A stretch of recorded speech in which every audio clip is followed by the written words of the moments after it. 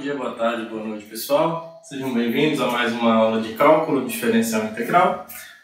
O título da aula de hoje é como nós podemos usar a primeira derivada para desmascarar funções crescentes / decrescentes e também para descobrir pontos de máximo e mínimos locais, os extremos locais que nós estudamos. Como usar a derivada para tentar identificar, desmascarar, trazer esses carinhas à tona quando eles existirem, obviamente, tá? Então eu vou começar a aula de hoje relembrando para vocês a definição do que é uma função crescente e o que é uma função decrescente.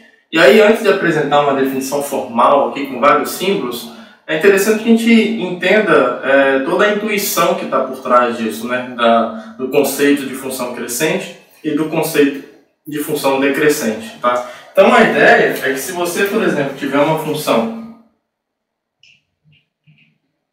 aqui qualquer, tá? Definida no intervalo da reta, só uma funçãozinha mesmo, pode pensar nela definida no intervalo. Aí vamos criar um gráfico fictício para essa função aqui, ó, só para a gente tentar entender a noção, por exemplo, de função crescente. Depois a gente faz algo parecido para as funções decrescentes, tá? Então, se eu colocar alguns eixos aqui, o eixo X, o eixo Y e o eixo X, a ideia é a seguinte, suponha que num certo ponto aqui que eu vou chamar de x0, no ponto x0, eu tenho aqui a imagem do a imagem do x0 sendo o número f de x0. Tá? Então está aqui o ponto que está no gráfico, esse pontinho aqui, x0, f do x0. A ideia que nós temos, pelo menos intuitiva, de função crescente, é que quando eu pego um valor aqui maior do que o x0, a imagem dele tem que ser maior, tá? Por exemplo, se você olhar para essa função aqui, ó, olha um exemplo aqui, ó, f de t igual a t, por exemplo, função t mais 1, para não ser tão preguiçoso. Então, observe o seguinte, ó, à medida que eu vou pegando valores do domínio aqui, ó, t e aqui f de t, quando eu pego o 1, a imagem é 2. Quando eu cresço um pouquinho aqui, sei lá, pego 2, a imagem é 3.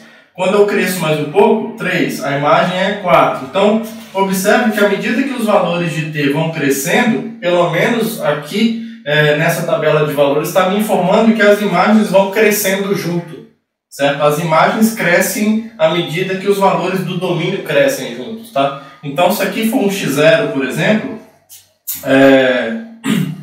se eu pegar um valorzinho aqui um pouquinho maior, um x1, um pouquinho maior do que o x0, se essa função f atende essa noção intuitiva que eu tenho de função crescente, a imagem do x1 tem que ser algum número maior do que esse anterior, certo? Ele vai ter que estar aqui em cima, aqui, ó, o f do x1. Poderia ter colocado uma cor diferente, né? Mas tudo bem. Tá? Aí, sei lá, se você pegar um outro elemento, um x2,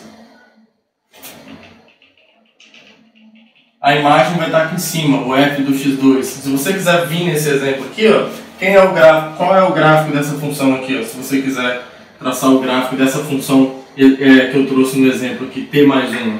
Ela é uma reta, certo? Ela é uma reta. No 0, por exemplo, ela passa no 1. Então ela está aqui, passa aqui, nesse ponto.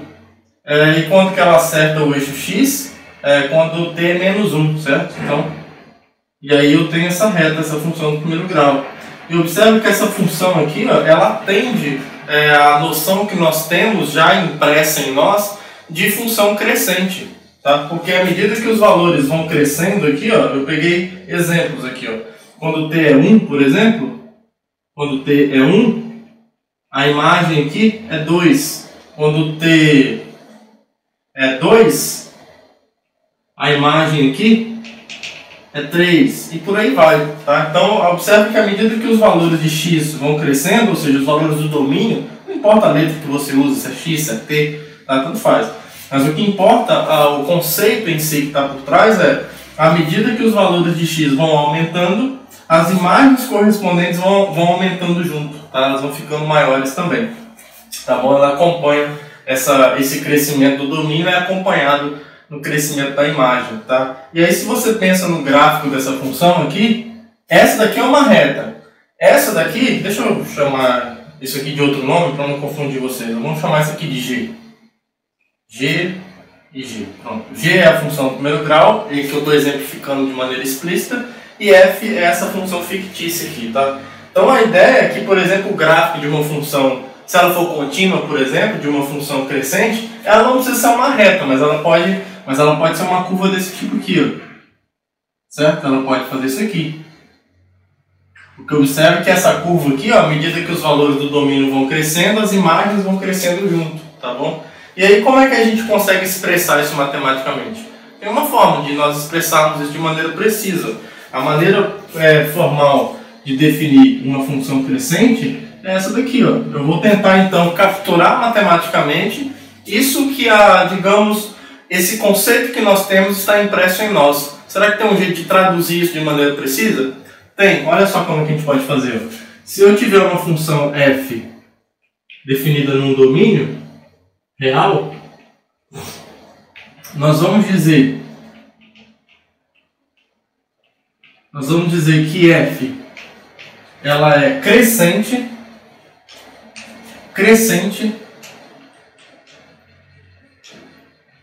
se, vamos tentar traduzir então isso matematicamente, ó. Se, olha só, à medida que eu pegue valores crescendo aqui no domínio, as imagens vão crescendo. Então, na verdade, tudo que eu tenho que fazer é comparar dois casos arbitrários. Observe o seguinte, ó, se eu comparar esse x0 com o x1, ó, o f do x0 é menor do que o f do x1, certo? O x1 é menor que o x2 e o f do x1 é menor que o f do x2. Tá? A gente vai pedir que a função seja crescente quando isso acontece sempre no domínio dela. Tá bom? Então, a maneira formal de descrever isso é: se para todos x1 e x2 pertencentes ao domínio dessa função, você pode pensar que é um intervalo, se você quiser, tais que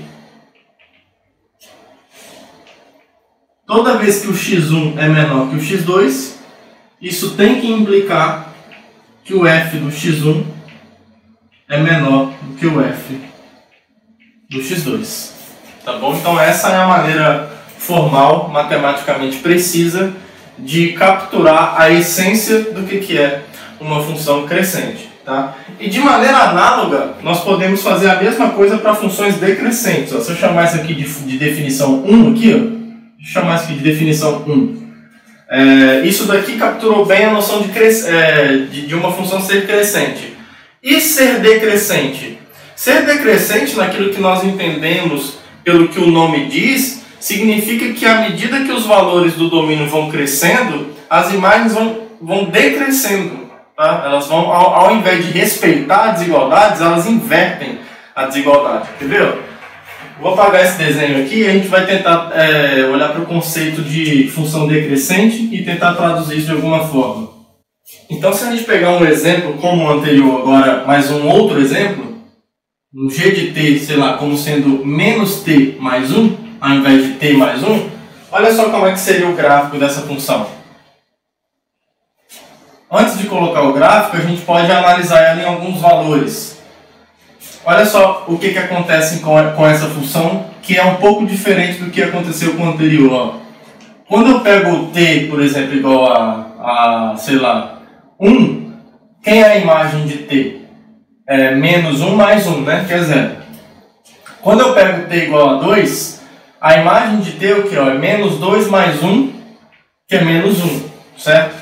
Quando eu pego t igual a 3, a imagem do t igual a 3 é menos 3 mais 1, que é 2. Vocês estão, ou menos 2, desculpa, né? Que é menos 3 mais 1 é menos 2.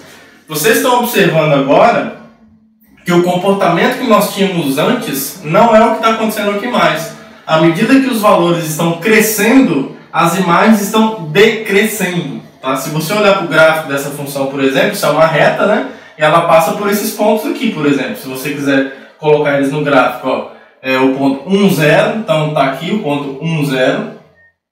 Depois tem o ponto 2, menos 1, 2, menos 1, está aqui mais ou menos. E o ponto 3, menos 2, 3, aqui. E o menos 2 está um pouco mais aqui embaixo. Tá? E aí a reta G é essa retinha aqui. Tá? E aí, observe que geometricamente, à medida que os valores de x estão crescendo, as imagens estão decrescendo, estão caindo. Tá bom? Então, como é que a gente consegue capturar isso de maneira precisa? Bom, está acontecendo aqui algo contrário que está acontecendo aqui. Aqui, toda vez que eu tenho um valor menor que o outro, ó, por exemplo, o 1 é menor que o 2, mas a imagem do 1 é maior do que a imagem do 2. Ou seja, a imagem do 2 é menor do que a imagem do 1. Tá bom? Então, uma função decrescente, a gente pode escrevê-la assim, ó, de maneira formal. Uma função qualquer, não precisa ser só essa. Essa daqui eu trouxe o exemplo só para, digamos, ilustrar melhor o conceito para vocês antes de sair definindo, cuspindo definição à toa. Agora sim a gente tem um bom motivo para definir dessa forma. Digamos que essa definição está capturando aquilo que nós entendemos intuitivamente como uma coisa que decresce. Tá? E aí, aqui, então a gente vai dizer que essa função f arbitrária agora é decrescente. Dizemos que f é decrescente. É decrescente quando, ou se, para todos x1 e x2, ou seja, dois elementos arbitrários no intervalo, ou no domínio dessa função, toda vez que um é menor que o outro, toda vez que o x1 é menor que o x2, a imagem do menor tem que ser maior do que a imagem do maior. Ou seja, ela inverte a desigualdade. Tá? Uma função decrescente, ela inverte a desigualdade.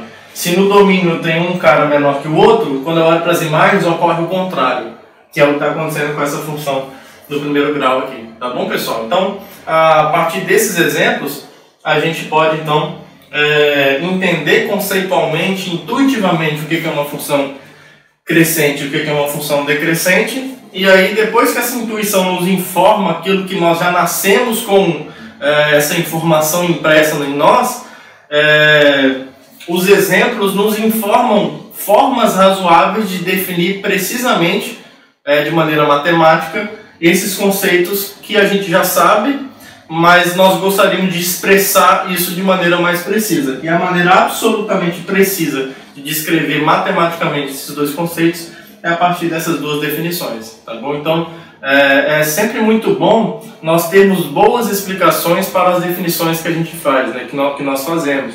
Tá? Você sair definindo coisas que não atendem a princípios básicos da nossa intuição, de fato não faz muito sentido, né? É claro que o rigor matemático é importante, eu sou um defensor árduo do rigor matemático, é uma das coisas que me encantam na matemática, mas não dá para ter só rigor sem intuição. É a intuição que te informa o que está acontecendo. E aí o rigor vem para tentar descrever precisamente aquilo que a sua intuição está te informando que ocorre, que acontece. Tá bom? Então essas duas coisas precisam andar juntas, intuição e rigor. Você precisa das duas coisas, não tem como. Tá bom? Principalmente se você é um matemático. Mas mesmo que você use matemática, você precisa que alguém em algum momento use intuição e rigor. Tá bom? A intuição tem que estar em todos nós. Os matemáticos a gente precisa um pouco mais de rigor para lidar com as coisas, mas enfim, todos nós saímos ganhando com isso, tá? Então, definimos esses dois conceitos. Talvez a maioria, muitos de vocês já tenham visto isso, mas eu estou relembrando esse conceito para, porventura, alguém não tenha estudado isso nunca tenha visto, tá? Mas, em geral, é algo que é visto no ensino básico, mas se você nunca viu, tá aqui. Se você já viu, é uma boa oportunidade para revisar. Mas o nosso objetivo da aula de hoje é tentar usar a noção de derivada para desmascarar, né? Esse é o título da aula, para desmascarar quando que uma função ela é crescente ou decrescente num certo intervalo, porque nós vamos ver, na verdade, que tem exemplo de funções em que ela, se você olhar no domínio todo, ela não é nem crescente nem decrescente. O que você pode dizer é que em certo intervalo ela é crescente e num certo intervalo ela é decrescente. Por exemplo, se a gente tiver uma função que o gráfico dela é assim, ó, pode pensar na função cosseno. Tá? Então você, por exemplo, tem um pedaço aqui que ela é crescente, você tem um pedaço que ela decresce, depois ela cresce de novo. Então a gente quer descobrir meios de saber quando que ela cresce e quando que ela decresce, tá? E aí nós vamos ver que o sinal da derivada tem algo a nos dizer sobre isso, tá bom? Então eu vou apagar aqui e a gente vai começar a estudar mais especificamente esse comportamento. Então nosso objetivo agora é como usar a derivada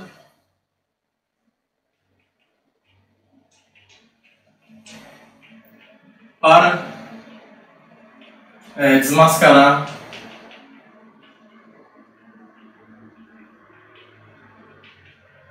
que eu vou chamar assim, CD, ou seja, para desmascarar quando que a função é crescente e quando que ela é decrescente, tá? A gente vai usar essa abreviação aqui na aula toda, tá bom? Só para evitar de escrever crescente, decrescente toda hora, tá? Então, como usar a derivada para descrever quando que uma função é crescente ou decrescente? Novamente, antes de sair cuspindo o teorema, eu gostaria de mostrar para vocês o quanto é razoável o teorema que nós vamos provar mais à frente, que vai nos dizer exatamente como usar a derivada, obviamente quando a função é derivável, né? Para saber em quais intervalos ela é crescente e quais intervalos ela é decrescente. Tá? Para isso, vamos sempre apelar para o desenho. Suponha que eu tenho uma função f que seja assim, ó, o gráfico dela seja bem doido. Vamos supor que o gráfico dela é assim. Tá bom? Então essa aqui é uma função f fictícia. Tá? É uma função definida no intervalo da reta de uma variável. E suponha que o gráfico dela tem esse comportamento bem interessante aí, tá?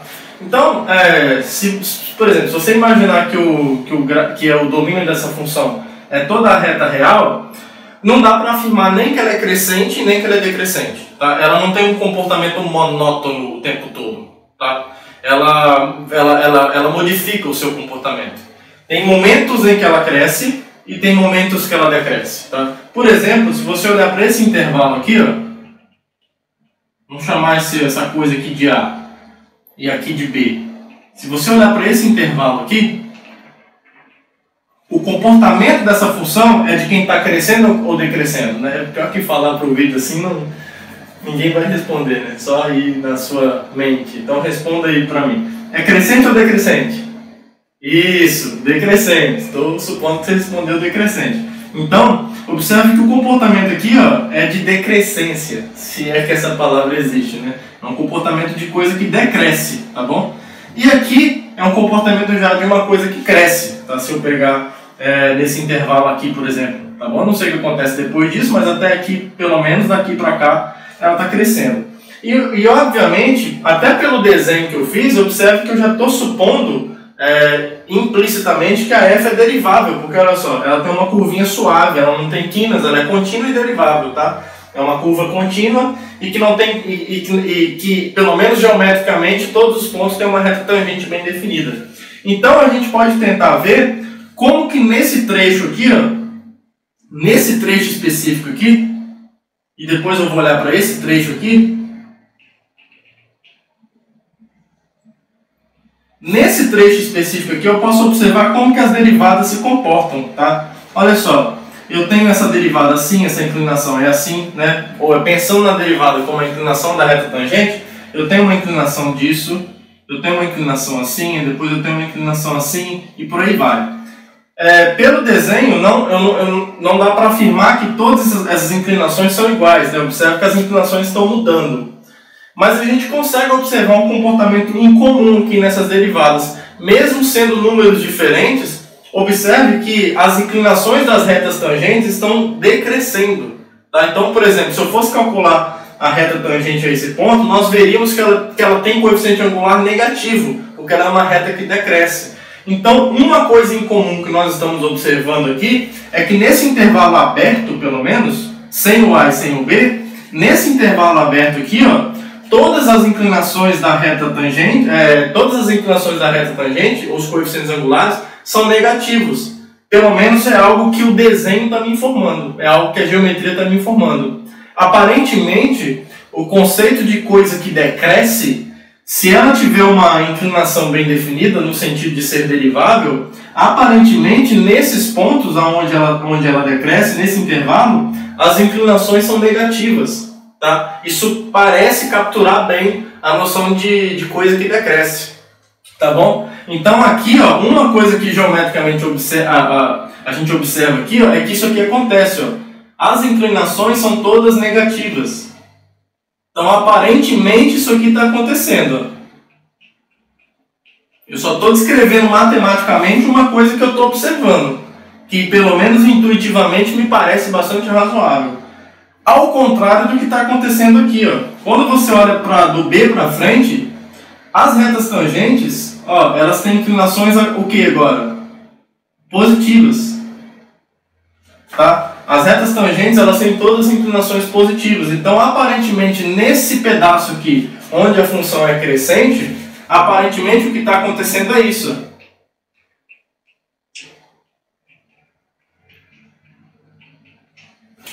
Então, aparentemente, quando a função é derivável, eu consigo capturar a noção de coisa que cresce e coisa que decresce olhando para o sinal da derivada nesse intervalo em que a geometria me informa que ela cresce ou decresce. Por exemplo, no intervalo em que a geometria me informa que a função decresce, os meus olhos estão vendo isso daqui, ó, a derivada sendo negativa. E aqui, os meus olhos estão vendo, pelo menos é o que está me informando, que a derivada é positiva. Então, a realidade, a nossa experiência está nos fazendo conjecturar um teorema. Parece razoável tentar provar esse teorema aqui, ó. Que é o chamado, pelo menos no Stewart, ele chama isso aqui de teste CD. Que é tipo teste crescente e decrescente. Tá? Então, parece razoável enunciar, eu vou tentar enunciar isso daqui agora. Vamos pegar uma função f definida num intervalo. Aqui eu preciso que seja um intervalo mesmo. Derivável no intervalo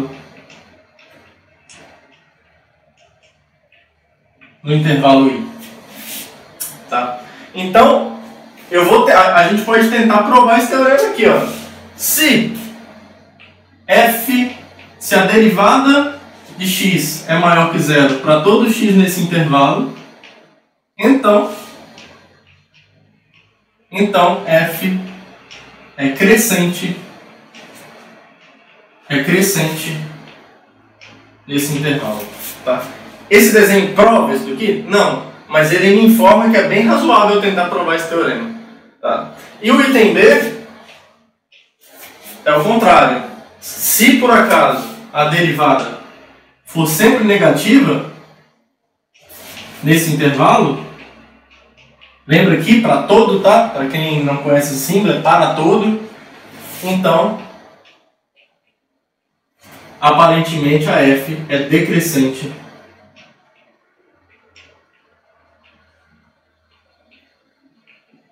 nesse intervalo I, tá bom?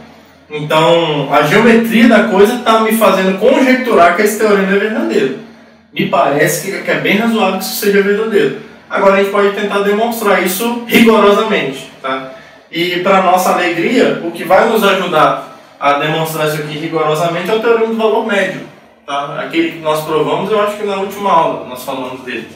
Tá bom? Então, como é que a gente prova esse resultado? Então, a primeira coisa que eu gostaria que vocês pensassem é, não decorem essas coisas, tá, gente?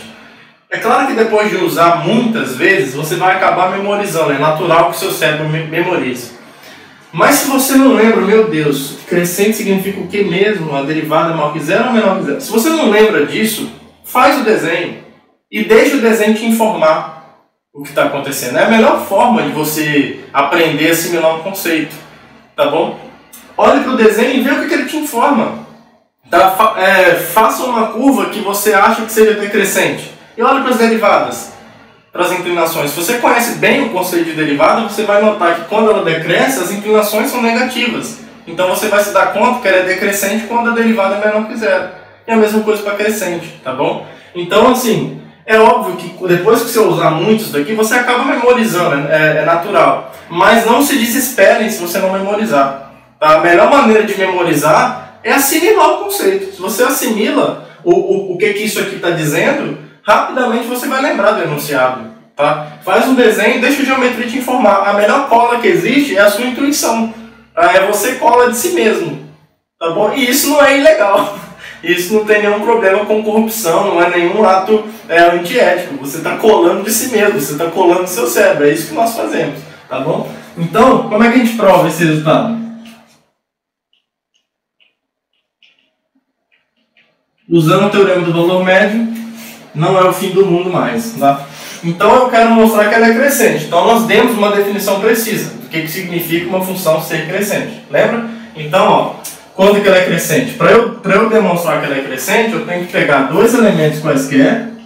Então eu vou pegar x1 e x2, pertencentes aí com o x1 menor que x2.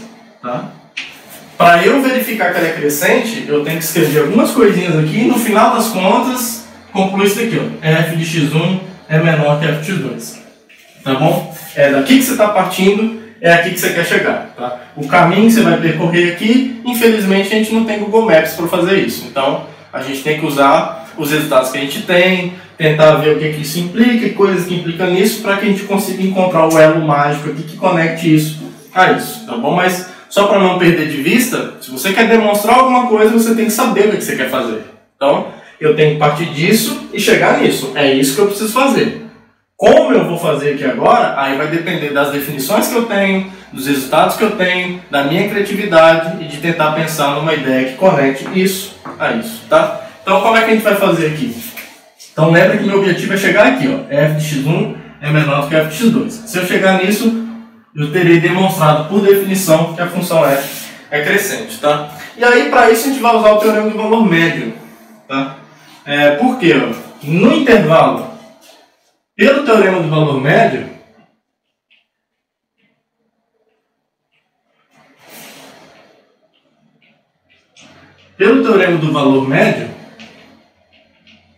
existe um número C que está nesse intervalo aberto aqui, ó, de x1 a x2.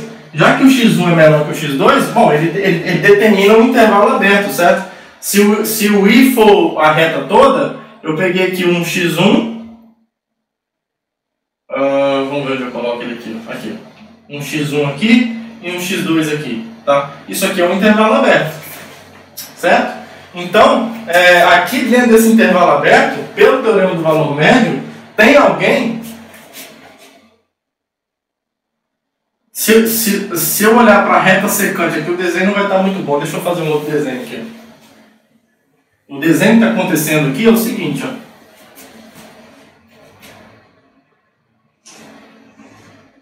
Então aqui eu tenho o x1, aqui eu tenho o x2. Aí a função f é crescente nesse intervalo, né? Eu estou supondo que ela é crescente, então ela faz um negócio assim, ó. Vamos supor que ela faz assim, ó. Então nesse intervalo ela é crescente. Para cá não importa, né? O que importa é que aqui ela é crescente. Essa parte aqui. Aí aqui, ó, eu tenho esse ponto que está no gráfico, né? Esse ponto e esse ponto aqui que está no gráfico também. O f do x1 e o f do x2, tá? Lembra que eu tenho a reta secante a esses dois pontos, que a inclinação dela é o valor médio da função, tá? E aí, lembra que o teorema do valor médio me diz que existe um pontinho aqui, ó,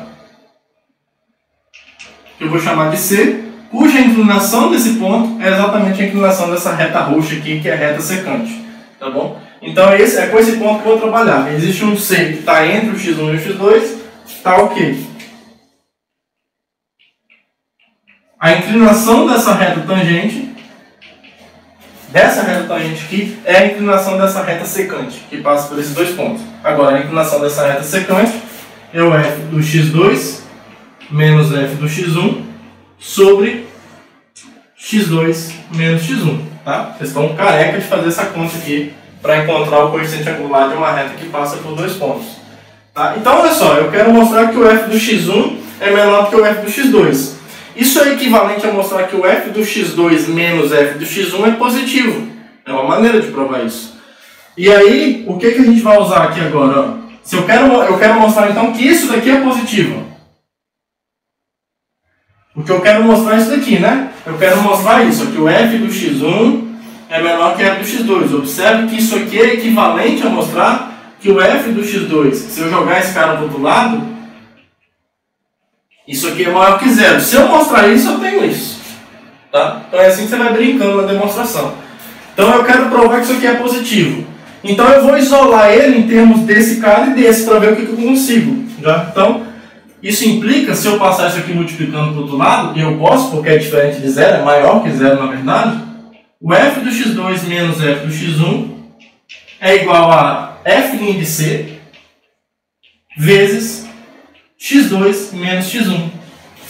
Tá? Agora, olha só. Dentro desse intervalo aqui, que está contido nesse intervalo i, eu sei por hipótese que a derivada é sempre maior que zero. Isso é uma maravilha. Como a derivada de x é maior que zero para todo x no intervalo i, então para esse c, que é um cara específico aqui no meio, se é maior que zero para todo mundo, para esse c aqui também é. Eu não faço a mínima ideia quem é esse c. E isso é a beleza da coisa, tá? Eu não preciso saber quem é esse c. Eu só sei que o fato dele pertencer a esse intervalo me garante, pela hipótese, que a derivada dele é maior que zero. Então a gente tem isso daqui, ó. Isso aqui é maior que zero. E eu estou supondo que o x1 é menor que o x2. Se o x1 é menor que o x2, eu não faço a mínima ideia quem são esses caras. Mas isso aqui implica que o x2 menos o x1 é maior que zero. Aqui, ó. Se o x2 está para cá do x1, essa diferença aqui é positiva. Tá? Então o x2 menos x1 é maior que zero. Agora, o que acontece quando você multiplica um número positivo com um número negativo? De novo, o que acontece quando você multiplica um número positivo com um número positivo? Ele é positivo. Tá? Então, podemos concluir que o f do x2 menos o f do x1, eu não sei quem ele é, eu só sei que ele é maior que zero. E para mim é o suficiente. E aí nós já vimos que se eu tiver isso, então jogando o f do x1 para lá, eu vou ter que o f do x2 é maior do que o f do x1, que é a mesma coisa que dizer que o f do x1 é menor do que o f do x2. Então, pegamos dois pontos qualquer no intervalo, tais que o x1 é menor que o x2, e demonstramos que o f do x1 é menor do que o f do x2. Então o item A está demonstrado. Tá? Agora o item B, ele segue de maneira muito análoga. Vou mostrar para vocês. Ó. Só beber uma água.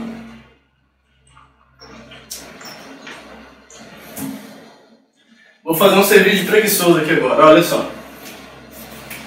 Vou colocar item B aqui. Tá? Se você quiser copiar esse item A, dá um pause no vídeo, lê ele direitinho, que agora eu vou fazer alterações aqui. Tá bom? Olha só como o item B segue de maneira bem análoga ao item A. Então vou colocar item B aqui. Eu quero mostrar que se a derivada é sempre menor que zero, então a f é decrescente. Agora é o contrário. Eu preciso pegar dois elementos quaisquer no intervalo i, com o x1 menor do que x2, e o meu objetivo agora não é mostrar que f de x1 é menor do que f de x2. O meu objetivo agora é mostrar que a f inverte a desigualdade, né? Já que eu quero provar que é decrescente. Eu quero mostrar isso aqui, ó, que f de x1 é maior do que f de x2 agora. Eu quero mostrar isso, tá bom? Agora, isso daqui é equivalente a mostrar que o f do x2 menos o f do x1. O que acontece quando você pega um número menor e faz uma diferença com o maior? Essa diferença é negativa. Tá? Então eu quero provar isso daqui. Eu não sei se é verdade, mas se eu provar isso daqui, eu tenho o que eu preciso para mostrar que f é decrescente. Tá? Então o roteiro da demonstração vai ser muito parecido. Porque olha só, quando eu pego dois elementos no intervalo i, mesma coisa. Pelo teorema do valor médio, existe algum c, se você quiser trocar a letra aqui, tanto faz, mas não precisa. Existe um número que você dá um nome para ele. Entre o x1 e o x2, tal que isso aqui acontece. Isso é o teorema do valor médio. Tá? A diferença no desenho aqui vai ser essa. Para esse caso, eu tenho a função decrescente, né? Então, eu tenho aqui o x1, vou colocar aqui bonitinho. Tenho aqui o x1, tenho aqui o x2, e aqui, pelo menos nesse intervalo, a função é decrescente. Assim. Tá? Só um desenho fictício. Então eu tenho aqui ó, esse ponto do gráfico, e eu tenho esse ponto aqui do gráfico. Tá bom? A reta secante aqui, ou seja, a reta que passa por esses dois pontos, vou desenhar de laranja. Tá? E o teorema do valor médio me garante a existência de um ponto aqui que eu vou chamar de C, tal que a derivada tem inclinação, ou seja, a reta tangente tem inclinação a mesma da inclinação da reta laranja. Tá? Ela não é igual à reta laranja, mas é uma reta paralela, ou seja, tem o mesmo coeficiente angular. Então esse cara aqui, esse aqui é o C. Então a inclinação, que é o f' de C, é justamente o valor médio entre essas duas funções, que agora é negativo mesmo. Tá? A inclinação aqui, se você calcular a inclinação dessa reta tangente por esse desenho, ela vai ser negativa. Então existe esse cara do mesmo jeito. Tá? Muda a situação, mas a estética da equação é a mesma. O teorema do valor médio independe se a função é crescente ou decrescente, ela só precisa ser derivada.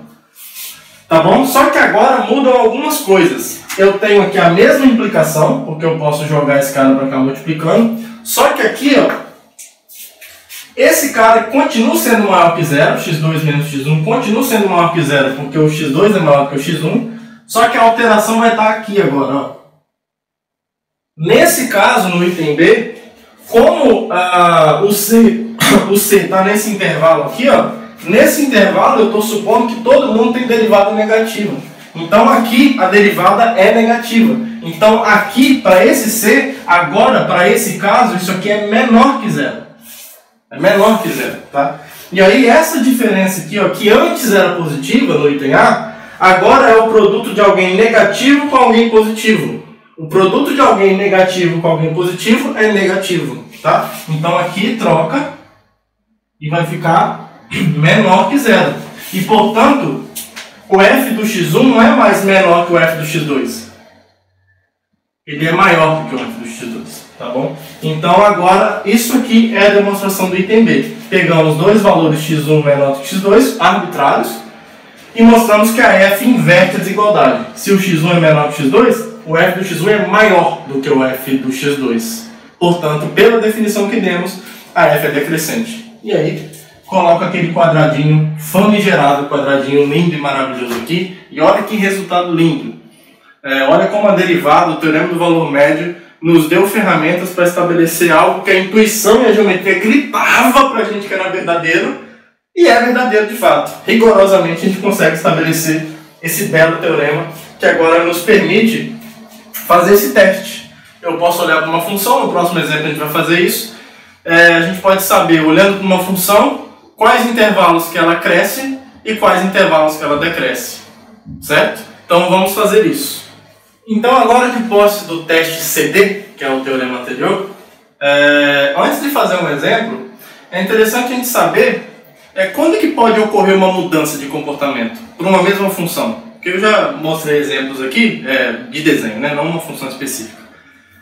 Que pode acontecer de uma função não ser, entre aspas, globalmente crescente ou decrescente, porque ela pode crescer até um momento. A função cosseno, por exemplo, ela cresce em um momento, depois decresce, depois cresce, por aí vai. E aí, a gente gostaria de saber, antes de encontrar os intervalos onde a função é crescente e onde ela é decrescente, aonde ocorre esse tipo de mudança, tá? Em que momento uma função passa de ser crescente e de repente vira decrescente? Se a gente observar bem, se a gente olhar para uma função fictícia, é bom olhar para funções fictícias só para a gente entender a geometria da coisa. Pega a função cosseno, não precisa nem ser fictícia não. Cosseno de 0 é 1, né? Então ela começa aqui e ela se comporta mais ou menos assim. E por aí vai, tá?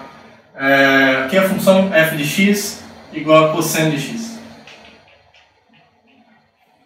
Certo? Então olha só, pensa comigo aqui, nesse intervalo aqui, ela é decrescente, certo? Nesse intervalinho aqui, até o, vamos ver aqui, o cosseno é 0, quando aqui é o π sobre 2, né? Então aqui eu tenho o π sobre 2,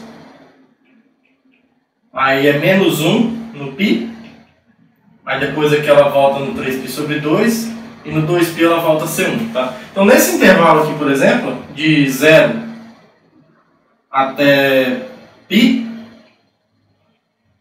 ela é decrescente, pelo desenho. Ela é decrescente. Tá? Uma maneira de você ver isso é só você calcular a derivada nesse intervalo. A derivada de f aqui, é menos o seno de x E nesse intervalo de 0 até π, o seno é positivo. Só que aí é menos o seno, então menos o seno é negativo. Então, como isso aqui é menor que zero, de fato ele é decrescente. Então, a gente consegue estabelecer com mais rigor agora essas coisas que a geometria nos informava. Tá? E aí, do π para frente, ela passou a ser crescente. Tá? Vou colocar com uma coisa diferente aqui. Do π para frente, desse intervalo aberto aqui, ó, do π até o 2π, ela é crescente. E de fato isso acontece mesmo, porque nesse intervalo aqui, ó, o seno é negativo e, portanto, o menos seno é positivo, tá? De π até 2π, tá bom? Então, o que aconteceu no π? O que aconteceu no π? Ó, se aqui as derivadas estavam vindo negativas, e aqui elas passaram a ser positivas, no π, o que aconteceu foi que a derivada ficou zero, ela se anulou, tá bom? Então, observe que aonde possivelmente muda o comportamento de uma função decrescente para virar crescente, é quando a derivada se anula, ou pelo menos é quando ela é um ponto crítico, certo? Se ocorrer essa mudança, então tem que ser um ponto crítico. Não necessariamente a derivada ser zero vai fazer com que essa mudança ocorra. Tá? Um exemplo disso é a função x ao cubo. Se você olhar para a função x ao cubo, f de x igual a x ao cubo, a derivada no zero é zero, mas a função permanece crescente. Tá? Ela tem uma alteração de outra coisa aqui que a gente vai ver depois o que é. Ela é um ponto de inflexão, mas eu vou falar isso depois. Mas é o seguinte, ó. Se existe mudança de crescente para decrescente, ou aqui está decrescente para decrescente, então é um ponto crítico. A volta não vale, tá bom? Então, geometricamente, o que nós temos é isso. Se existe uma mudança de comportamento de crescente para decrescente, ou de decrescente para crescente, então a derivada tem que ser zero, porque você precisa de ter uma tangente horizontal para haver essa mudança de comportamento, tá? Não só de decrescente para crescente, mas também de crescente para decrescente, que é esse caso aqui, ó. Tá? Aqui ela cresce, aí aqui ela decresce. Nesse pontinho específico aqui, ó, no zero, a derivada é zero, e é mesmo, menos seno de zero é zero, tá bom? Então, para haver mudança de comportamento, tá? A gente pode enunciar isso como o seguinte, ó. Se f é uma função derivável,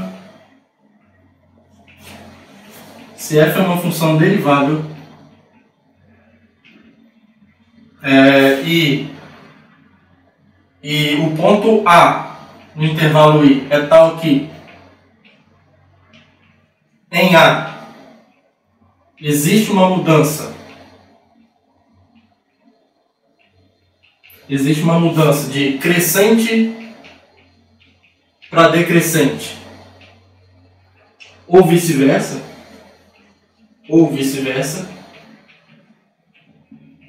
então a derivada no ponto A, vou colocar C, é melhor, né?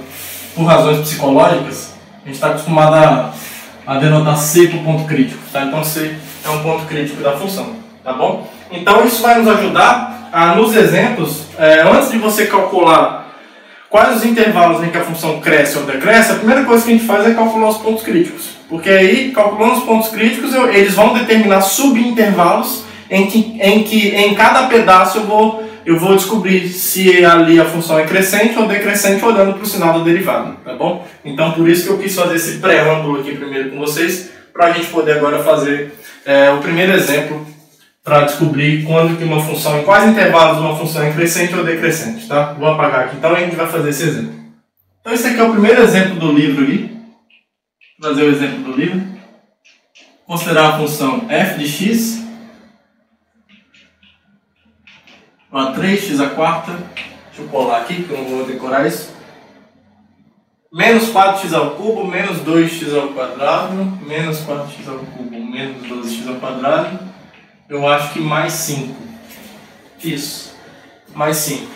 Então, o nosso objetivo aqui, ó, é encontrar os intervalos. Encontre os intervalos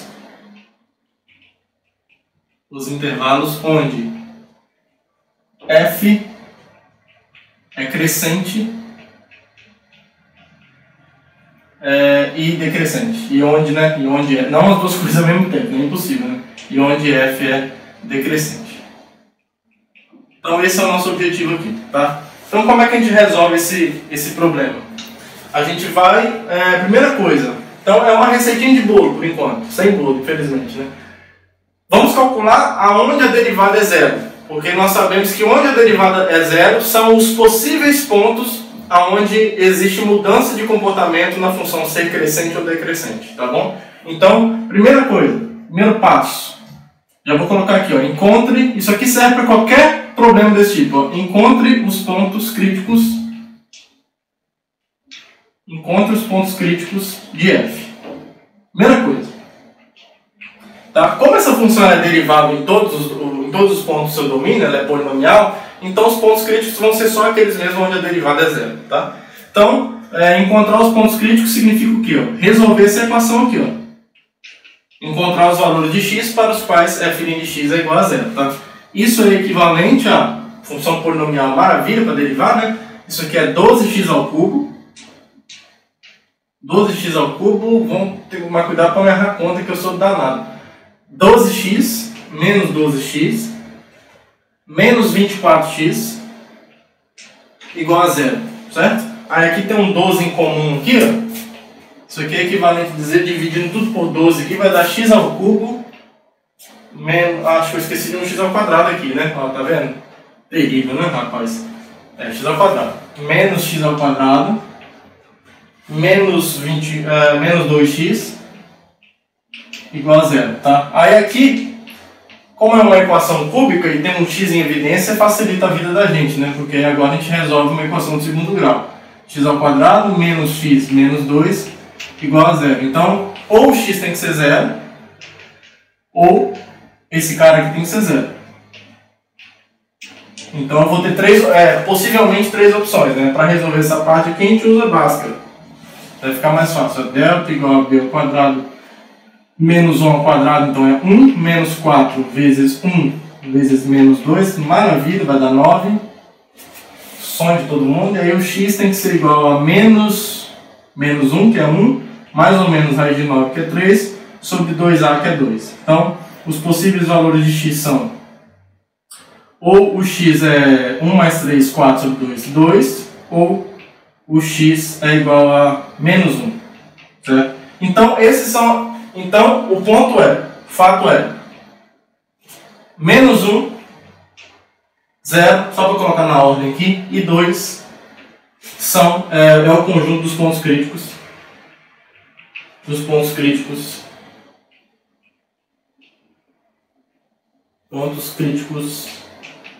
de f.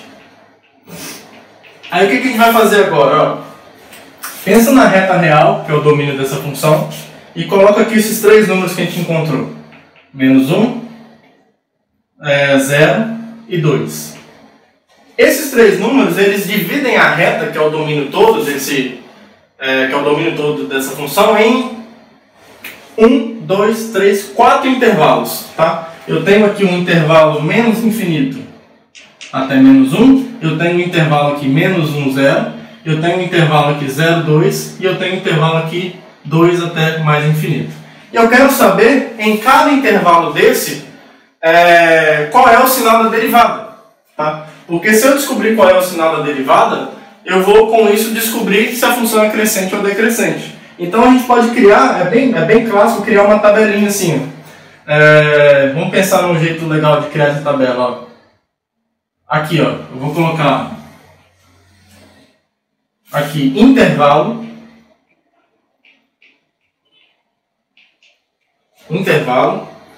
e aqui é o sinal da derivada, e aqui eu vou colocar assim, ó, C barra D, que é para dizer o seguinte, nesse intervalo ela é crescente ou decrescente, tá? Então aqui eu vou colocar o intervalo, o primeiro deles, menos infinito 1, aí a gente vai ver o que dá, depois o intervalo menos 1, 0, Tá bom? O livro faz mais assim, tá? Se vocês acharem mais fácil fazer assim, vocês podem fazer assim também. Para x menor que menos 1, também é um jeito, talvez fica mais fácil. Depois, entre menos 1 e 0, então menos 1 menor que x menor que 0. Depois, entre 0 e 2, então 0 menor que x menor que 2. E depois, x maior que 2, tá?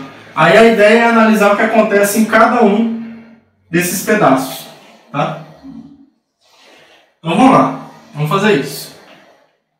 E aí, para analisar isso, se eu quero analisar se a derivada é positiva ou negativa, a gente já tem um cálculo da derivada que a gente já fez aqui, né? É isso daqui, tá bom? Então, está até feito aqui mais ou menos assim. Vamos voltar aqui para a derivada. A gente já encontrou os pontos críticos, né? Deixa eu só deixar, não precisa mais dessas contas aqui. Aproveitando as contas que a gente fez aqui, ó, a derivada de f é quem? Nós fizemos essa conta, é isso daqui, né? Que dá para colocar um 12 em evidência, um 12x em evidência. Aí apareceram o x mais 1 e o x menos 2. Certo? É isso. Que aí surgiram as raízes, né? 0, menos 1 e 2. Tá? Foi daí que vieram essas raízes, que são os pontos críticos. Tá? Então essa é a derivada. Então eu quero estudar o sinal disso. Eu quero estudar o sinal disso quando eu estou em cada um desses intervalos. Então olha só, eu vou analisar cada um desses 4 casos aqui. Vou apagar isso aqui agora. Então o primeiro caso aqui, então a derivada eu sei que é isso. O primeiro caso é x menor que menos 1. Então, observe que tudo que eu tenho que saber é qual é o sinal de x, x mais 1 e x menos 2. Para ver se esse produto dá positivo ou negativo, dependendo de onde está o valor de x. Tá? Então, olha só. Quando o x é menor que menos 1, o x é menor que 0, certo? Vou colocar aqui uns tracinhos aqui, ó, e a gente vai apagando à medida que a gente for evoluindo nos casos. Ó, um jeito rápido de fazer isso. Ó. Eu vou colocar aqui algumas informações. Nesse caso, então, aqui, para x menor que menos 1, o que acontece com o x? Se o x é menor que menos 1, em particular, ele é menor que 0, certo? Então, o x aqui é menor que 0, nesse caso. Se o x é menor que menos 1, o x mais 1 é menor que 0 também, certo? Joga 1 para cá, o x mais 1 é menor que 0. Tá? E se o x é menor que menos 1, em particular, o x é menor que o menos 2. Aliás, o x é menor que o 2, tá? Eu quero saber o que é isso daqui, ó. X menos 2 é o quê? Ó, isso é menor que menos 1, menos 2, certo? X é menor que menos 1, soma menos 2 dos dois lados. Isso aqui é igual a menos 3, que é menor que 0. Então, isso aqui também é menor que 0, desse intervalo. Então, você vai fazendo essas análises. Aí, agora, o que acontece? O 12 aqui é positivo, então ele não vai mexer no sinal. Pega alguém negativo, com alguém negativo e com alguém negativo. Multiplicando esses três, dá alguém negativo, tá? Menos com menos, mais, e mais com menos, menos, tá bom? Então aqui, o sinal é negativo. O sinal aqui é negativo. E aí, se a derivada nesse intervalo é negativa, pelo teste que nós acabamos de provar, a função é decrescente. Certo? A função é decrescente. Beleza, então esse caso foi. Agora, entre o menos 1 e o 0, vamos ver o que acontece.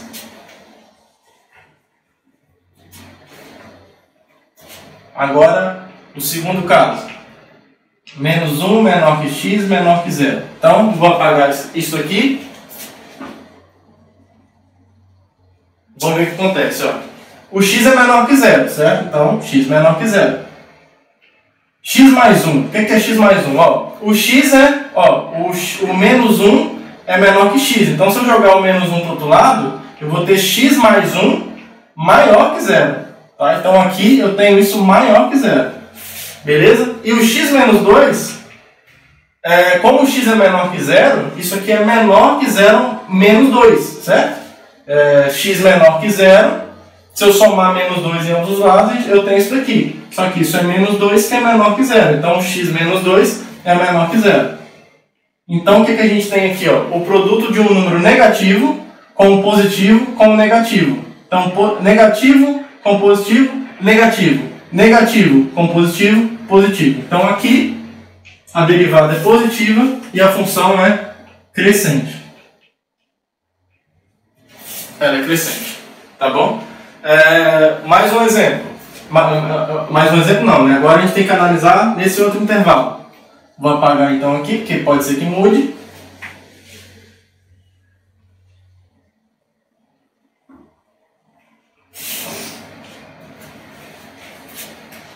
Agora o terceiro caso é o 0 menor que x menor que 2. Então, aqui a gente tem o x maior que 0. O x mais 1, se o x é maior que 0, o x mais 1 continua sendo maior que 0, certo? X mais 1 vai ser maior do que 0 mais 1, que é igual a 1. Então, x mais 1 é maior que 1, em particular é maior que 0. Então, isso aqui é maior que 0. E o x menos 2, como o x é menor que 2, quando o 2 vem para cá, vai ficar x menos 2 menor que 0. Então, isso aqui é menor que 0, tá bom? Então, positivo com positivo, positivo, vezes negativo, negativo. Então, isso aqui é negativo. E nesse intervalo a função é decrescente. Certo? E aí o último intervalo agora que falta é o x maior que 2. Deixa eu apagar aqui, porque pode ser que altere alguma coisa. Vai alterar. Não sei se o resultado final altera, mas... E o último caso, a gente tem x maior que 2. Então, se o x é maior que 2, com certeza o x é maior que 0. Se o x é maior que 2, com certeza o x mais 1 é maior que 0, tá? Porque o x mais 1 vai ser maior que 3, que é maior que 0, que é o que importa para mim aqui. E aí, se o x é maior que 2, o x menos 2 é maior que 0 também. Então, esse é um caso que eu estou multiplicando 3 números positivos. Vai permanecer positivo, tá? Então, aqui, a derivada é positiva e a função é crescente. Tá bom? Então, se a gente tentar pensar no gráfico dessa função, que é do quarto grau, a gente não sabe exatamente como fazer isso, mas se eu colocar aqui os pontos críticos, que são menos 1, 0, tá aqui já, e o 2, eu sei que ela vem decrescendo, ela vem decrescendo até o menos 1, algo assim, ó. O f do menos 1 teria que calcular, né, para saber onde ele passa certinho, né? A gente não precisa fazer isso, mas a ideia é que ele vai vir decrescendo assim, aí depois no menos 1 a derivada é 0, então vai fazer uma tangência horizontal aqui ou aqui embaixo, aí passa a crescer até o 0, aí no 0 ele passa no 5, né, tá aqui, aí depois no 2, aí vai crescer até no 0. Aí do 0 até o 2 vai decrescer até aqui assim, e no 2 ela vai passar a crescer de novo, tá? Então vai ser uma coisa mais ou menos assim. Eu não sei se esses valores aqui estão certos ainda. Eu tenho que fazer as contas para saber onde é que eles passam aqui, tá? Mas aqui eu sei que tem uma derivada 0, derivada 0 e derivada 0. Não estou dizendo ainda que o gráfico dessa função é isso daqui, mas observa como isso já está ajudando a gente a ter uma ideia do gráfico. Para expressar direitinho, a gente vai ter que estudar uma noção chamada concavidade, que tem a ver com a segunda derivada. A gente vai saber quando que ela vem assim, quando que ela decresce decrescendo, cresce decrescendo e por aí vai. Mas observe que isso já nos deu uma ideia de como plotar esse gráfico. Não de maneira tão precisa, mas já deu uma tirada de nuvens aí da frente. Beleza? Ótimo. Então esse exemplo foi, tá? Conseguimos saber exatamente onde essa função, os intervalos onde ela é crescente, menos 1 até 0 e para x maior que 2, e os intervalos onde ela é decrescente, x menor que menos 1 e entre 0 e 2. Aqui, ó, entre 0 e 2. Tá bom? Então já estamos conhecendo melhor as funções usando as derivadas, tá? Beleza. Então, pessoal, agora a gente vai tentar vamos usar a derivada para identificar extremos locais. Identificar extremos locais, tá? Nós já mostramos anteriormente que todo extremo local, máximo ou mínimo local de uma função, era um ponto crítico, ou seja, a derivada é zero, a derivada não existe. Mas a recíproca desse teorema não é verdadeira, então só eu encontrar pontos críticos não quer dizer que eu tenha nesses pontos críticos um extremo local. Então nós gostaríamos de saber se existe alguma forma de, depois de encontrar os pontos críticos, se existe uma forma de usar a derivada para identificar esses pontos críticos como um máximo local, como um mínimo local, ou como nenhum dos dois, tá bom? E aí, antes de enunciar o teste da primeira derivada, que é o que nós vamos usar para fazer isso, a gente vai fazer uma intuição geométrica, nós vamos apresentar uma intuição geométrica que vai nos possibilitar usar esse teste da primeira derivada, tá? Então, se a gente pensar, por exemplo, numa função que tem um gráfico mais ou menos assim, vamos pensar num gráfico legal aqui. Ela vem assim, aí depois ela faz aqui, aí vem assim, ó que doideira, hein? Faz assim, tá? Então a gente tem alguns máximos e mínimos locais aqui. Por exemplo, pela nossa noção de máximo local, isso daqui, ó, deixa eu desenhar melhor essa parte aqui. Isso, agora vai ficar mais bonitinho. Isso. Pela nossa noção de máximo local, isso daqui, ó, esse número C aqui, é um máximo local, porque olha só, tem um intervalinho aqui, ó, que ao redor desse ponto, essa imagem aqui, ó, f de C, é a maior de todas nesse intervalo aqui, ó, nessa faixa aqui, digamos aqui, ó. Nessa faixa de valores aqui, ó, nessa faixa, a maior imagem é o f de C. Obviamente aqui longe tem gente que tem a imagem maior que o f de C, mas se eu estou falando de máximo local, eu só preciso de um entorno do ponto C isso acontecer, tá? E nós vimos que toda vez que a gente tem um máximo local, a derivada aqui é zero, né? Ou seja, se eu olhar para a reta tangente aqui, ó, a reta tangente tem inclinação nula, certo? A derivada é zero. Agora, será que tem como a gente usar a derivada para discernir esse ponto, de certa forma? Porque observe o seguinte, ó, o que está acontecendo no máximo local, pelo menos aqui perto, ó? Observe que perto de um máximo local, a gente tem uma barriguinha dessa daqui assim, né? Observe que perto de um máximo local, para valores próximos de C, mas à esquerda de C, ó, a função está crescendo.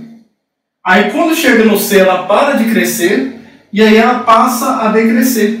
Tá? Então toda vez é isso que acontece no máximo local. Quando tem uma barriguinha dessa daqui, ó, é porque ela cresce um pouco, aí chega num ponto que ela fica estagnada, para de crescer, e depois passa a decrescer. Então, nos parece razoável pensar que o máximo local, a função cresce um pouco antes e decresce um pouco antes. Mas se eu assumo que essa função é derivável, isso quer dizer, então, se ela é crescente aqui perto de C, à esquerda de C, ela então deve ter, pelo que nós vimos, a derivada tem que ser positiva para valores antes de C, menores do que C, suficientemente próximos, e depois de C a derivada tem que ser negativa. Então observe que no ponto C existe uma mudança de sinal da derivada. Antes de C, as derivadas estão vindo como? Vou fazer um zoom nesse desenho aqui, ó. Tá? Um zoom bem grande. Aqui é o ponto onde a tangente é horizontal, tá? Que o C está aqui embaixo. Observe que antes do máximo local, eu dei um zoom para ficar bem grande mesmo. Olha só como as derivadas funcionam. Ó. Aqui a derivada é positiva, ó. Derivada positiva, inclinação positiva, inclinação positiva, inclinação positiva, inclinação positiva. Aí chega no ponto C, a inclinação é zero e depois a inclinação passa a ser negativa. Inclinação negativa, inclinação negativa, inclinação negativa e por aí vai. Pelo menos aqui próximo, tá bom? Então, parece que no máximo local é razoável nós imaginarmos que existe uma mudança de sinal da derivada, de positivo para negativo. Tá? Ao contrário de um mínimo local. Observe que se a gente pegar um mínimo local, aqui esse desenho já está muito bagunçado. Vamos pegar um outro desenho aqui. Vamos fazer um outro desenho aqui. Ó. Vamos pegar um mínimo local. No mínimo local, deixa eu chamar isso aqui de C. No mínimo local, observe que as derivadas, ó, elas estão com que sinal aqui? Ó? Negativas. Ela está decrescendo e depois ela passa a crescer, a função. Então isso quer dizer que se a função for derivável, ela tem derivada negativa antes de C, aí no C a derivada é zero, depois do C a derivada passa a ser positiva. Tá? Então, no máximo local, a derivada, o sinal da derivada muda, pelo menos próximo de C, muda de positivo para negativo, e no mínimo local, a derivada muda de negativo para positivo. Tá? Esse é o teste da primeira derivada. Mas também nem sempre todo ponto crítico é o máximo ou mínimo local, porque poderia ocorrer esse caso aqui também, que é o clássico exemplo da função x ao cubo. Se a gente pegar o gráfico da função x ao cubo, aqui eu tenho uma derivada zero, no zero, tá? Aí aqui ó, eu tenho uma tangente horizontal, de fato, no zero, só que aqui a função cresce, ela está crescente aqui, antes, e continua crescente aqui. O que muda é o jeito de crescer. Observe que o jeito que essa aqui cresce é diferente que o jeito que essa aqui cresce. Eu tenho uma curva aqui que se comporta um pouco diferente dessa. Mas isso tem a ver com concavidade, que é algo que a gente vai falar depois. Mas nesse caso específico aqui, ó, o sinal da derivada não mudou. Tá? Aqui a derivada é positiva e aqui continua sendo positiva a derivada. Tá bom? Então nesse caso aqui desse ponto crítico, ele não é nem máximo nem mínimo local. Tá bom? Então, o que determina um ponto crítico, onde a derivada é zero, ser máximo ou mínimo local, é se, quando a derivada passa por esse ponto, para ser um extremo local, tem que haver uma mudança de sinal da derivada. E aí, se for de positivo para negativo, é um máximo local. E se for de negativo para positivo, é um mínimo local. Então, esse é o teste da primeira derivada, tá bom? Que a gente vai enunciar aqui agora, tá bom? Vou apagar aqui e vou enunciar o teste da primeira derivada aqui. Que a gente vai fazer alguns exemplos e exercícios. Então, esse é o teste da primeira derivada.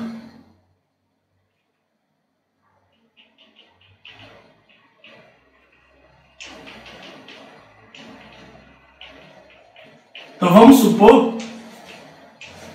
Então, suponha que eu tenho uma função f definida num certo intervalo da reta, derivável.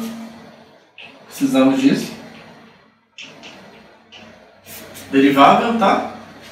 E aí o teste da primeira derivada é o seguinte, ó. E tem, tá, isso e seja, né? Eu preciso de um ponto crítico também. Eu quero discernir quando que um ponto crítico é um máximo ou mínimo local ou não é nada. Então em C, em I, tal que a derivada em C é zero. Então, um ponto crítico da função. Então, item A. Se a derivada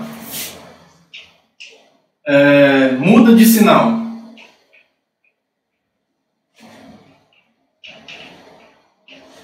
de positivo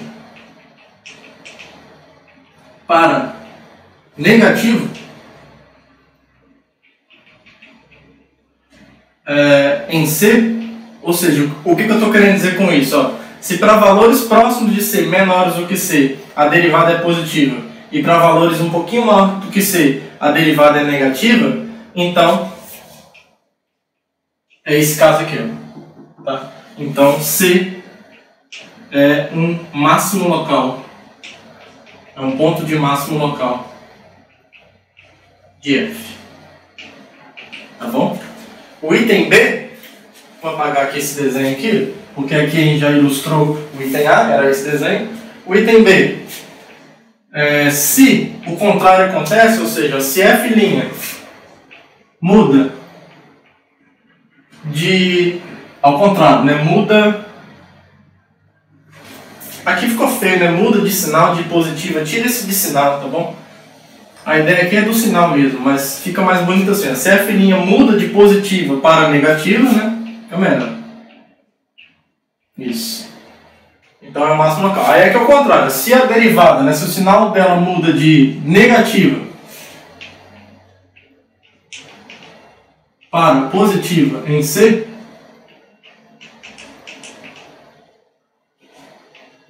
então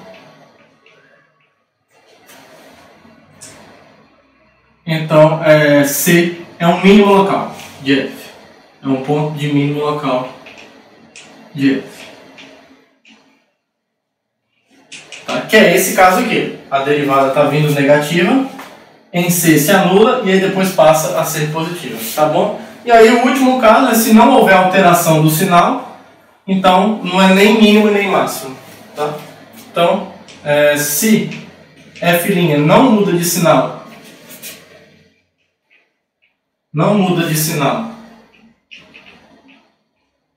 em C, ou seja, é esse caso aqui, né? Ela é positiva, aí zero em C e depois continua positiva. Tá? Ou poderia ser esse caso aqui também, essa curva menos x ao cubo, que é isso aqui, aí com zero aqui e depois aqui, ó. Então ela decresce, derivada negativa, negativa, derivada zero e continua derivada negativa. Não houve mudança também, tá bom? Então, nesses dois casos aí, se f' não muda de sinal em C, então C não é nem máximo e nem mínimo local de f.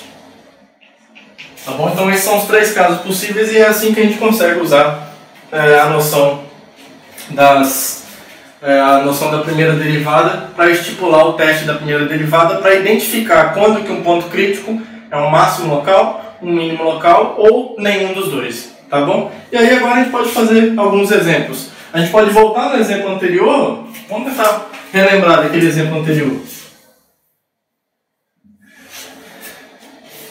Rapidamente aqui, ó, a gente olhou para essa função aqui,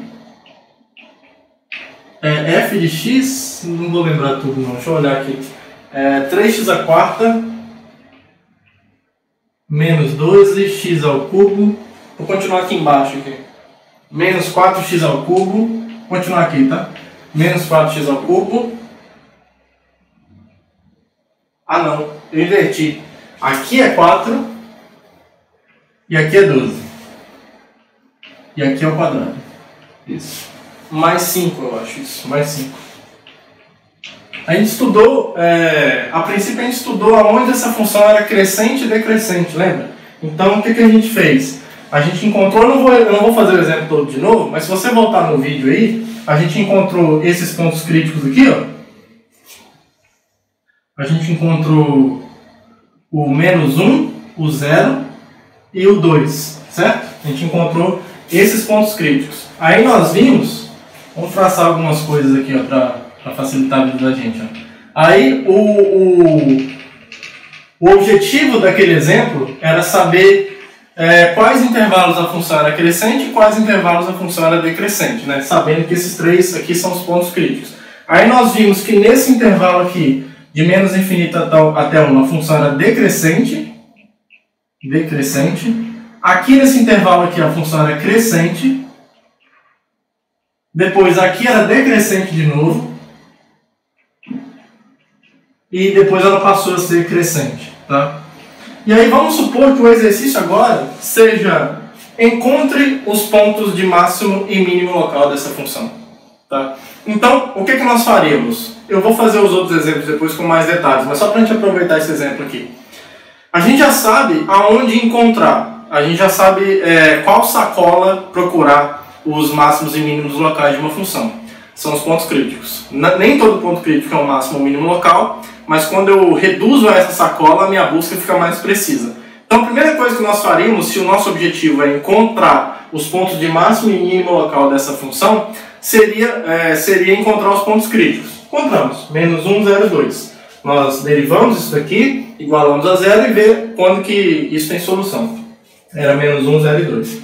Então, esses são os pontos críticos. Então, se tiver máximo ou mínimo local, são esses três pontos. Agora, a gente vai destacar cada um desses pontos, quais deles é máximo local, quais deles é mínimo e quais deles não é nada. Tá? As possibilidades são infinitas, depende da função. Tá bom? Então, agora, usando o teste da primeira derivada, a gente consegue discernir quais deles é o quê. Então, olha só, o menos 1, por exemplo. O menos 1 é um ponto crítico, tá aqui, é um ponto crítico da função. E no menos 1, ó, já que aqui é decrescente, Dizer que aqui é decrescente é a mesma coisa que dizer que a derivada aqui, ó, era negativo. Foi assim que a gente fez, né? A gente viu que a derivada aqui era negativa. Aqui a gente viu que a derivada era positiva. Aqui a derivada era negativa. E aqui a derivada era positiva. Tá? Então, olha só. No menos 1, houve uma mudança de sinal de negativo para positivo. Tá? Não precisa decorar nada. Negativo para positivo é uma coisa desse tipo aqui, ó. Negativo, sinal da derivada, inclinação negativa, decrescente, depois crescente. Esse desenho te lembra o quê? Máximo ou mínimo local? Mínimo local. Isso aqui é um desenho de um mínimo local, que é o que fala o item B. Se a F' muda de negativo para positivo, então C é um mínimo local de F. Então, de novo, não precisa ficar decorando nada disso.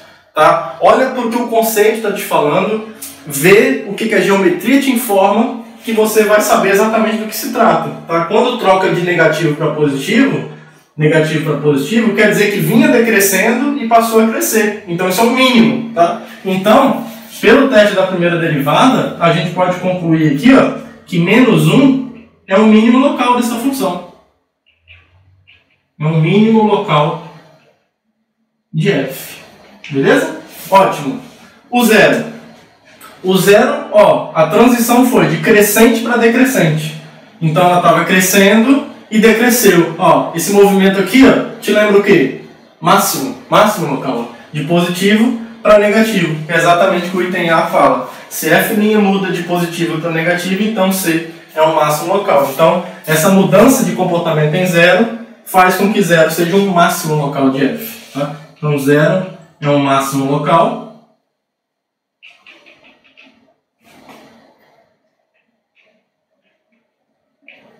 Certo? Agora o 2. O 2, a transição é de decrescente para crescente. Então ela vem com a derivada negativa e passa a ficar com a derivada positiva no 2. No 2 é 0 e passa a ficar positivo. Então, esse movimento aqui, ó, te remete ao quê? A mínimo local. Então, no 2 ocorre o que o item B diz. Tá? Então, o 2 é um mínimo local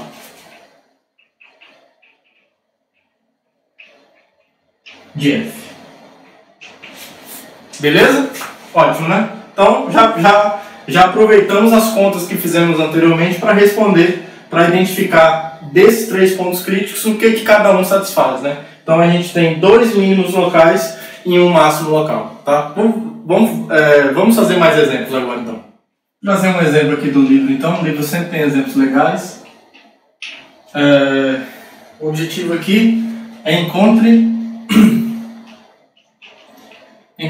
se tiver, né, os máximos e mínimos locais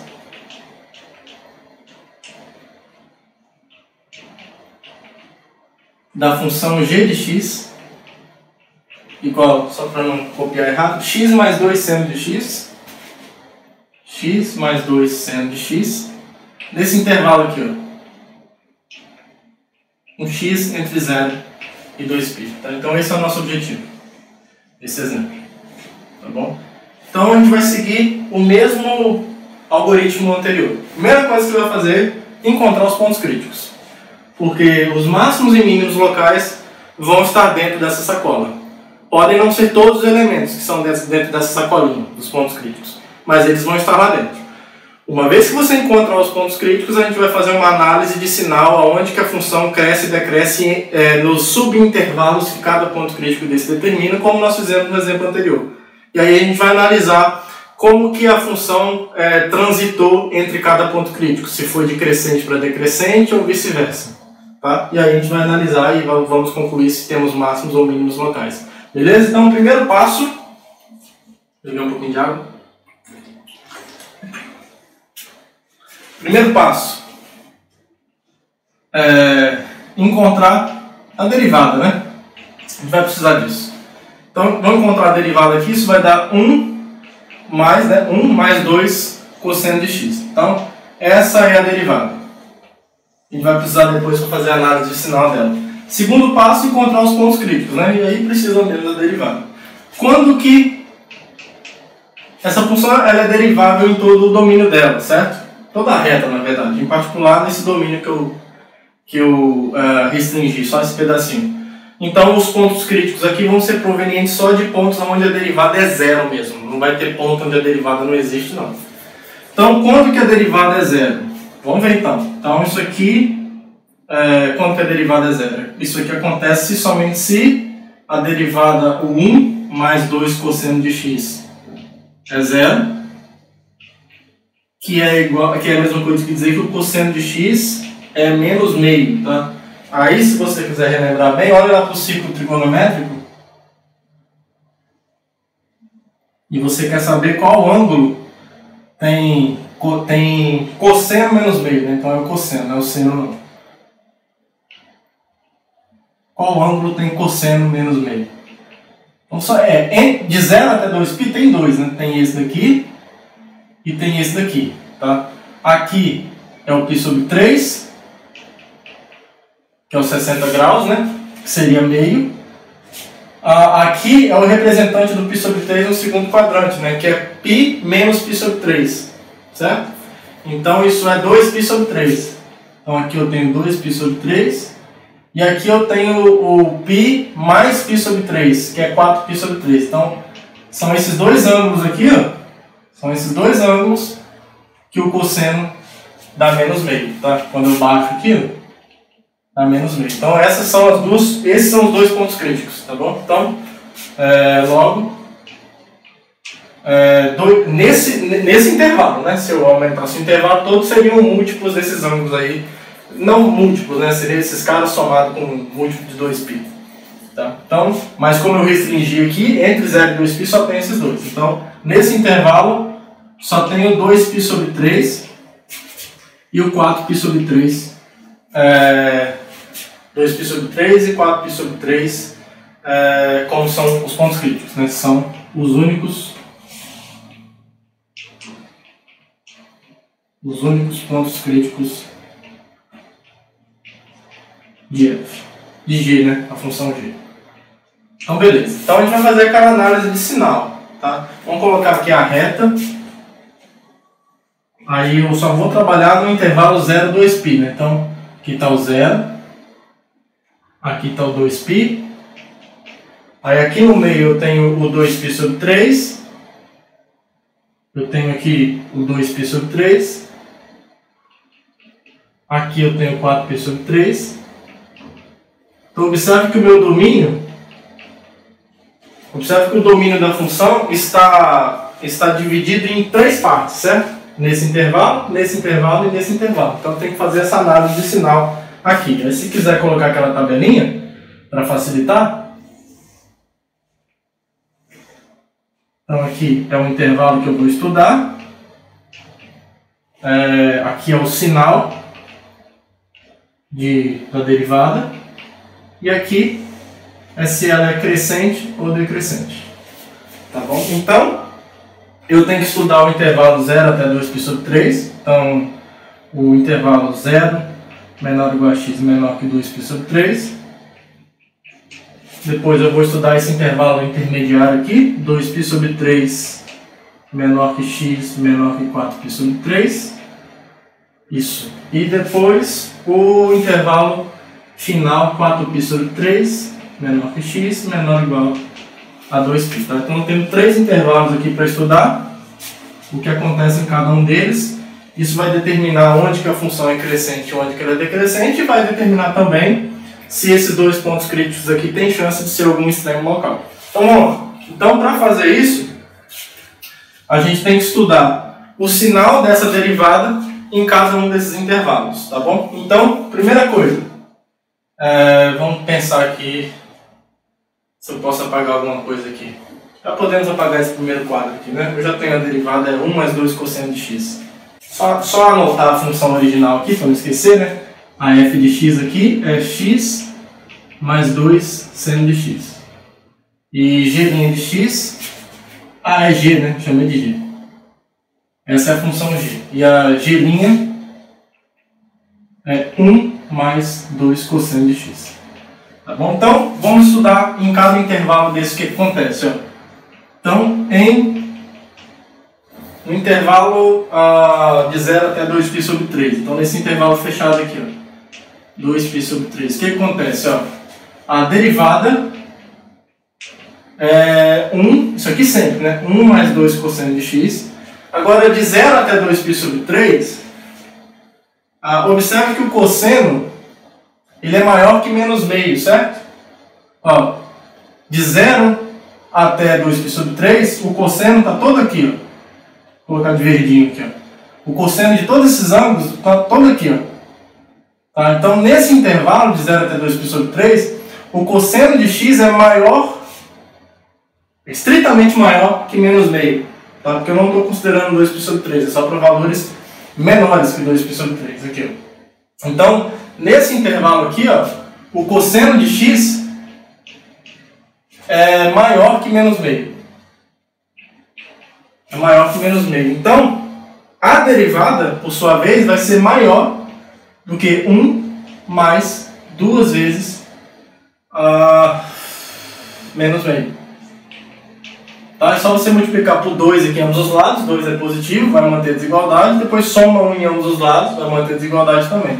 Tá bom? E isso daqui é justamente 1, foi embora aqui, mais menos 1, que é 0. Então, a derivada aqui é maior que 0. Esse intervalo, tá bom? Então, nesse intervalo, o sinal da G', que eu só errei a letra, é o costume. Então, aqui a derivada é positiva, certo? A derivada é positiva. Isso quer dizer, então, que a função é crescente, certo? A função ela é crescente nesse intervalo. Beleza? Agora, no intervalo de 2π sobre 3 até 4π sobre 3.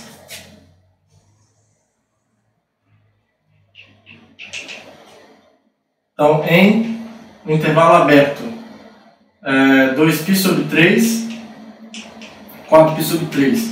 Nesse intervalo, olha só o que acontece com o cosseno. Vou colocar de rosa aqui, ó. É esse ângulo daqui até aqui, ó. Então, só tem essa faixa para cá, tá? Então, o cosseno aqui é um número menor que menos meio, tá bom? Então, nesse intervalo aqui, o cosseno é menor que menos meio. Aqui, o cosseno de x é menor que menos meio. E aí, se o cosseno de x é menor que menos meio, a mesma historinha aqui, ó. A derivada, que é 1 mais 2 cosseno de x, isso aqui é menor do que 1 mais 2 vezes menos meio. É só multiplicar por 2 em ambos os lados, depois soma 1 em ambos os lados. Você tem essa desigualdade. E de novo isso aqui é zero. Então, a derivada aqui, G', é menor que zero. Tá bom? Então aqui o sinal da derivada é negativo e, portanto, a função ela é decrescente. Tá? E por fim, o último intervalo que a gente precisa estudar, vou escrever aqui, ó, vou deixar esse desenho aqui que ele está ajudando a gente. O último intervalo que a gente precisa estudar é, esse aqui, esse dias já foi, em x maior que, em x, nesse intervalo aqui, ó, 4π sobre 3 até o 2π. Então, nesse intervalo, como é que funciona o cosseno? Né? É o cosseno que está determinando tudo. Eu estou olhando para esses ângulos daqui para cá. Ó. Então, a faixa do cosseno que eles determinam é essa mesma faixa aqui verde. Tá? Aqui o cosseno também vai ser todo maior que menos meio. Tá? Então, aqui o cosseno de x é maior que menos meio. E aí, é a mesma conta que a gente faz aqui. Isso vai implicar, então, que o g' de x... Mesma coisa, tá? É igual a isso, que é maior do que isso, que é maior que zero. Então, a derivada é positiva. Então, a função tem derivada positiva nesse intervalo e, portanto, ela é crescente, tá? Então, nesse exercício, nesse exemplo, nós calculamos os intervalos onde a função é crescente, de 0 até 2π sobre 3, depois ela passa a decrescer e depois passa a crescer de novo. Então, olha só que interessante. Aqui a função é crescente, aqui a função é decrescente e aqui ela passa a crescer de novo. Esse meio aqui é decrescente. Então, se eu quero descobrir se esses pontos críticos, esses aqui, são máximo ou mínimo local, eu tenho que me perguntar como foi a transição da função perto deles. No 2π sobre 3, a transição foi como? de crescente para decrescente, ou seja, derivada positiva para derivada negativa. Então lembra que movimento que isso remete? 2π/3 está aqui. Então cresceu e decresceu. Esse movimento aqui te remete ao quê? A máximo local. É o máximo isso, tá? Então, por conta do teste da primeira derivada, podemos concluir aqui que 2π/3 é um máximo local de f. Tá?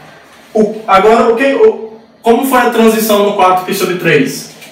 Antes do 4π/3, a função estava decrescendo, passou por ele e passou a crescer. Então, 4π/3 está aqui. Antes do 4π/3, decrescendo, e aí passou a crescer. Então, esse movimento te remete ao quê? A mínimo, está aqui embaixo, mínimo local. Tá? E aí, por conta do teste da primeira derivada, segue então que 4π/3 é um mínimo local de f. Certo, pessoal? Então, observe que não é muito difícil você encontrar, usando com o teste da primeira derivada, encontrar os possíveis máximos e mínimos locais. A gente pode recapitular. Quais são os passos que você vai seguir? Primeira coisa, encontrar a derivada da função. Depois, os pontos críticos, ou seja, onde a derivada é zero. Em geral, isso vai te dar uma quantidade finita de pontos críticos. Esses pontos críticos, eles subdividem o intervalo domínio em pedaços, em subintervalos. E aí você vai estudar o que acontece em cada subintervalo determinado por esses pontos críticos. E aí você vai analisar se em cada subintervalo desse a função é crescente ou decrescente. E aí, depois de fazer essa análise que nós fizemos, você vai estudar como que a função, como foi a transição da função perto desse ponto. Antes era crescente, passou a ser decrescente, ponto de máximo local. Antes era decrescente, passou a ser crescente, ponto de mínimo local. Antes era crescente, continuou crescente, pode acontecer. Então não é nem máximo nem mínimo local. E se antes era decrescente e depois decrescente, não mudou nada, também não é nem máximo nem mínimo local. Tá? Um exercício que vocês podem fazer para estudar esse caso, que não há alteração, é a função f de x igual a x ao cubo. Tá? Vocês vão perceber que a derivada é 3x ao quadrado, então ela é sempre positiva. Tá? Então não existe alteração de sinal da derivada. Então ela é sempre crescente, essa função. Então no zero, apesar de ser um ponto crítico, mas não é um máximo nem mínimo local, porque não tem alteração de sinal de derivada. Tá, pessoal? Então isso que nós estudamos hoje foi a primeira parte da seção 4.3, tá bom? Eu não falei a seção toda 4.3 ainda, porque depois disso a gente vai estudar a segunda derivada e como isso guarda a relação com a concavidade, teste de concavidade. Eu resolvi separar isso em duas aulas diferentes, para não ir tão rápido, para aí vocês irem assimilando os conceitos aos poucos, tá bom? Então, para vocês entenderem bem o teste da primeira derivada, como que a derivada é útil para determinar a noção de função crescente ou decrescente. Mas como eu disse para vocês, uma função ela pode, por exemplo, só um spoiler da próxima aula, uma função, por exemplo, ela pode crescer assim ou pode crescer assim. Ambas são crescentes, mas observe que o nível de crescimento dessa é diferente dessa. Digamos que essa daqui, entre aspas, ela cresce decrescendo. E essa daqui cresce crescendo. Ela cresce muito rápido. Então a gente quer alguma forma de diferenciar o jeito ou a maneira de crescer dessa e dessa. Isso vai ter a ver com concavidade. A gente vai dizer que isso aqui é uma concavidade para cima, isso daqui é uma concavidade para baixo. Vocês que já estudaram funções de segundo grau já estão familiarizados com isso. Mas a boa notícia é que a segunda derivada vai nos informar, o sinal da segunda derivada vai ter algo a nos dizer quando que é isso que acontece ou quando que é isso que acontece. E aí eu não vou falar mais nada para não estragar a surpresa. Tenham todos um bom dia, uma boa tarde e uma boa noite. E até a próxima aula. Tchau, tchau. Now the world don't move to the beat of just one drum. What might be right for you may not be right for some.